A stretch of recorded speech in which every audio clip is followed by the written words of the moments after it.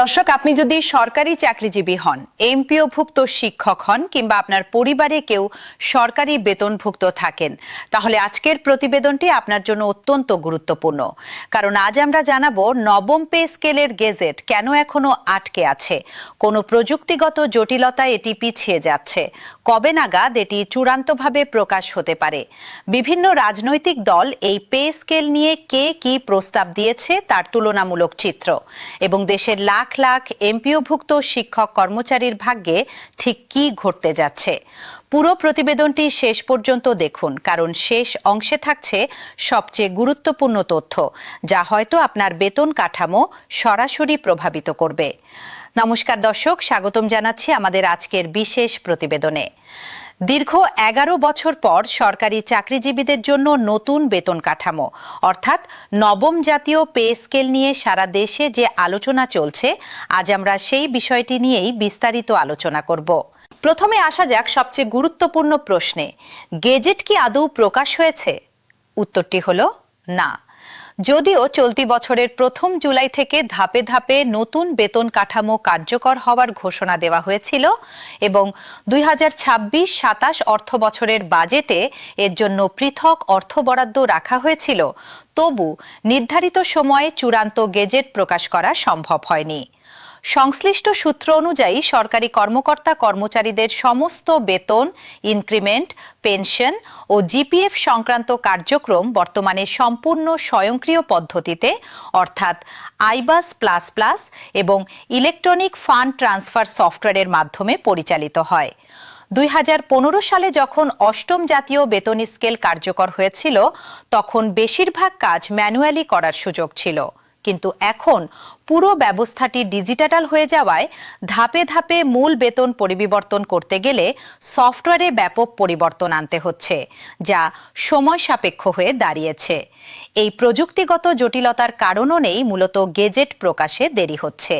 সবশেষ তথ্য অনুযায়ী প্রশাসনিক ও কারিগরি প্রস্তুতি সমন্বয় করে সংশ্লিষ্ট কর্তৃপক্ষ আশা করছে আগামী সেপ্টেম্বর মাসের মাঝামাঝি থেকে শেষ সপ্তাহের মধ্যে এই গেজেট চূড়ান্তভাবে জারি হতে পারে।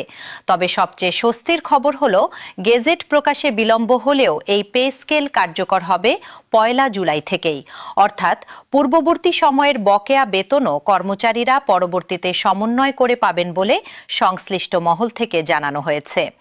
জাতীয় বেতন কমিশনের সুপারিশ পর্যালোচনার জন্য গঠিত বিশেষ কমিটি তাদের চূড়ান্ত প্রতিবেদন সরকারের কাছে জমা দেওয়ার প্রক্রিয়ায় রয়েছে। এরপর প্রস্তাবটি চূড়ান্ত অনুমোদনের জন্য মন্ত্রিসভায় উপস্থাপন করা হবে। এখন প্রশ্ন হলো, কেন এত মানুষ এই পে স্কেলের জন্য অধীর আগ্রহে অপেক্ষা করছেন? এর পেছনের কারণ হলো, দেশের প্রায় 22 লাখ সরকারি কর্মচারী দীর্ঘদিন ধরে বেতন কাঠামো পুনর্বিন্যাসের অপেক্ষায় আছেন। জীবনযাত্রার ব্যয় ক্রমাগত বৃদ্ধি পাওয়া, পদোন্নতি ও টাইম স্কেলের সুযোগ সংকুচিত হয়ে যাওয়ায় তারা আর্থিকভাবে যথেষ্ট চাপে রয়েছেন। শিক্ষা, চিকিৎসা, বাসা ভাড়া, গ্যাস ও বিদ্যুতের মতো নিত্য প্রয়োজনীয় ব্যয় নির্বাহ করা তাদের জন্য কঠিন হয়ে পড়েছে। এই কারণে দেশজুড়ে বিভিন্ন সময়ে কর্মচারী সংগঠনগুলো কর্মসূচি পালন করেছে এবং দ্রুত গেজেট প্রকাশের দাবি জানিয়ে আসছে। এবার আসা যাক আজকের প্রতিবেদনের সবচেয়ে আকর্ষণীয় অংশে, যেখানে আমরা তুলে ধরব বিভিন্ন রাজনৈতিক দল এই পে স্কেল নিয়ে কে কি প্রস্তাব দিয়েছে। বর্তমান সরকারের অর্থনৈতিক নীতি এবং বাজেট পরিকল্পনার সমালোচনা করে জাতীয় নাগরিক পার্টি অর্থাৎ এনসিপি তাদের নিজস্ব একটি বিকল্প ছায়া বাজেট ঘোষণা করেছে, যার পরিমাণ 8,52,157 কোটি টাকা। বাংলাদেশ 2.0 নামের এই রূপরেখায় সংস্কার, কর্মসংস্থান ও বিনিয়োগের মাধ্যমে টেকসই প্রবৃদ্ধি অর্জনের লক্ষ্যে 12টি প্রধান খাতে মোট 71টি সুনির্দিষ্ট নীতিগত প্রস্তাবনা তুলে ধরেছে দলটি। এনসিপির প্রস্তাবনায় সরকারি কর্মকর্তা কর্মচারীদের বেতন কাঠামোয় নিম্ন আয়ের গ্রেডগুলোকে অগ্রাধিকার দেওয়া হয়েছে। তাদের প্রস্তাবিত কাঠামো অনুযায়ী প্রথম গ্রেডের কর্মকর্তাদের মূল বেতন বাড়িয়ে প্রায় 82,000 টাকা পর্যন্ত করার সুপারিশ করা হয়েছে। পাশাপাশি নিম্ন গ্রেডের ভাতা উল্লেখযোগ্যভাবে বাড়ানোর প্রস্তাব রয়েছে। অন্যদিকে জামায়াতে ইসলামী তাদের প্রস্তাবিত ছায়া বাজেটের রূপরেখায় ভিন্ন এক দৃষ্টিভঙ্গি তুলে ধরেছে। রাজধানীর মগবাজারে আয়োজিত এক সংবাদ সম্মেলনে দলটি জানায়, দশম থেকে 20তম গ্রেডের কর্মচারীদের জন্য প্রথম বছরেই নতুন বেতন কাঠামোর শতভাগ মূল বেতন কার্যকর করার সুপারিশ করছে তারা। এর পাশাপাশি সংশ্লিষ্ট ভাতার ক্ষেত্রে দ্বিতীয় বছরে শতভাগ বৃদ্ধির প্রস্তাব রেখেছে জামায়াত, যা মূলত নিম্ন ও মধ্যম গ্রেডের কর্মচারীদের দ্রুত সুবিধা দেওয়ার লক্ষ্যে তৈরি করা হয়েছে। আরেকটি গুরুত্বপূর্ণ বিষয় হল, বর্তমান অন্তর্বর্তী সরকার পরিচালনাকারী দল হিসেবে বিএনপির অবস্থান। ফ্যাসিবাদ পরবর্তী বাংলাদেশে অবাধ ও গ্রহণযোগ্য নির্বাচনের মাধ্যমে রাষ্ট্র পরিচালনার দায়িত্বে আসা দল হিসেবে বিএনপি সরকারের নীতি নির্ধারণী পর্যায় থেকেই পে স্কেল বাস্তবায়নের প্রক্রিয়া এগিয়ে নেওয়া হচ্ছে। সরকারি সূত্র বলছে, দেশের সার্বিক অর্থনৈতিক পরিস্থিতি ও মূল্যস্ফীতির বিষয়টি বিবেচনায় রেখে ধাপে ধাপে এই কাঠামো বাস্তবায়নের পরিকল্পনা করা হচ্ছে, যাতে রাষ্ট্রীয় কোষাগারে বাড়তি চাপ তৈরি না হয়। তিনটি দলের প্রস্তাবনা পাশাপাশি রাখলে এতে স্পষ্ট চিত্র উঠে আসে। এনসিপি জোর দিচ্ছে নিম্ন আয়ের গ্রেড এবং উচ্চতর গ্রেডের ভারসাম্যপূর্ণ বৃদ্ধির ওপর। জামায়াত জোর দিচ্ছে দ্রুততম সময়ে শতভাগ বাস্তবায়নের ওপর, বিশেষ করে দশম থেকে 20তম গ্রেডের কর্মচারীদের জন্য। আর সরকার পরিচালনাকারী দল হিসেবে বিএনপি অগ্রাধিকার দিচ্ছে অর্থনৈতিক স্থিতিশীলতা বজায় রেখে ধাপে ধাপে সতর্ক বাস্তবায়নের ওপর।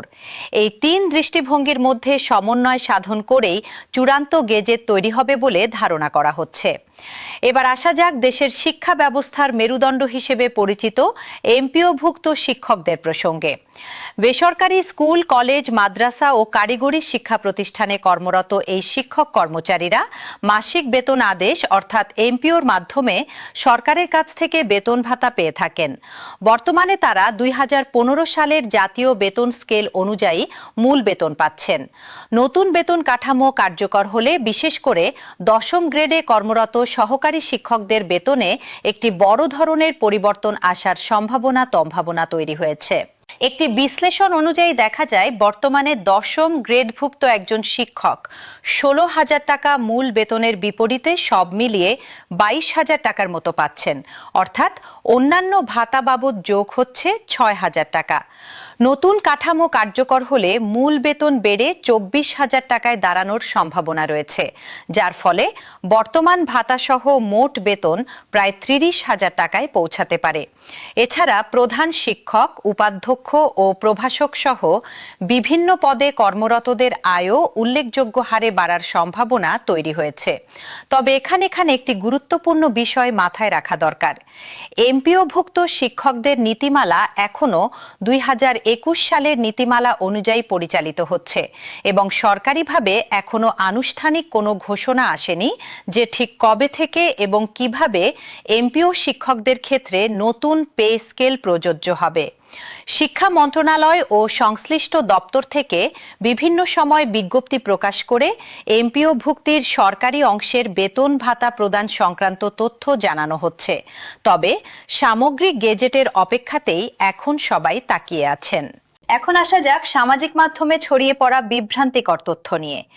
ইউটিউব ও ফেসবুকে অনেক পেজ থেকে প্রচার করা হচ্ছে যে আগামীকালই পে স্কেল চালু হয়ে যাচ্ছে অথবা সব গ্রেডের বেতন 100% বেড়ে গেছে। বাস্তব সত্য হলো, সরকার পুরো প্রক্রিয়াটি ধাপে ধাপে এগিয়ে নিচ্ছে। বাজেট পাশের পর অর্থ মন্ত্রণালয় যখন চূড়ান্ত পে স্কেল গেজেট প্রকাশ করবে, তখনই এটি আনুষ্ঠানিকভাবে কার্যকর হবে বলে গণ্য হবে। তাই গুজবে কান না দিয়ে সরকারি প্রজ্ঞাপনের জন্য অপেক্ষা করাই সবচেয়ে বুদ্ধিমানের কাজ। সবশেষে চলুন সংক্ষেপে আজকের গুরুত্বপূর্ণ পয়েন্টগুলো আবার একবার মনে করিয়ে দিই। প্রথমত, নবম পে স্কেলের চূড়ান্ত গেজেট এখনো প্রকাশিত হয়নি। তবে ডিজিটাল বেতন ব্যবস্থার সফটওয়্যার জটিলতা কাটিয়ে আগামী সেপ্টেম্বরের মধ্যে এটি প্রকাশের সম্ভাবনা রয়েছে। দ্বিতীয়ত, গেজেট দেরিতে এলেও 1 জুলাই থেকেই এটি কার্যকর ধরে বকেয়া সমন্বয় করা হবে বলে জানা যাচ্ছে। তৃতীয়ত, এনসিপি, জামায়াত এবং সরকার পরিচালনাকারী বিএনপির মধ্যে বাস্তবায়নের পদ্ধতি নিয়ে ভিন্নমত থাকলেও নিম্ন ও মধ্যম গ্রেডের কর্মচারীদের সুবিধা বৃদ্ধির বিষয়ে মোটামুটি সবাই একমত। চতুর্থত, এমপিওভুক্ত শিক্ষকদের ক্ষেত্রে দশম গ্রেড সহ বিভিন্ন গ্রেডে উল্লেখযোগ্য বেতন বৃদ্ধির সম্ভাবনা তৈরি হয়েছে, তবে চূড়ান্ত নীতিমালা এখনো অপেক্ষমান।